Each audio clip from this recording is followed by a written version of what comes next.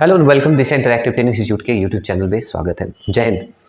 आज हम लोग वुड्स रिएक्शंस के बारे में पढ़ेंगे। Wurtz reaction is one of the important topic होता है और ये बेस्ट मेथड होता है हेलो एल्केन्स को एल्केन हायर एल्केन में कन्वर्ट करने के लिए। वुड्स रिएक्शन होता क्या है?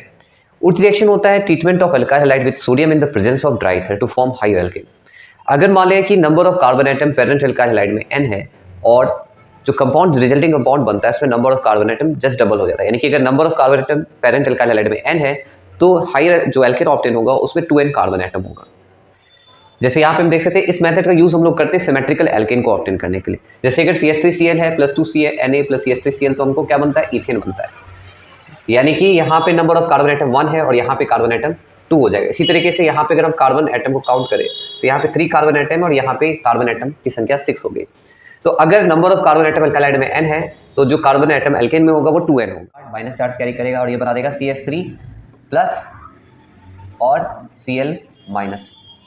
अब इसमें क्या होता है कि 2 मोल सोडियम का लेते हैं, 2 मोल सोडियम का लेते हैं तो ये बनाता है 2Na प्लस प्लस 2 इलेक्ट्रॉन। ये जब इसके साथ जुड़ता है तो ये बनाता है CH3 माइनस Na प्लस।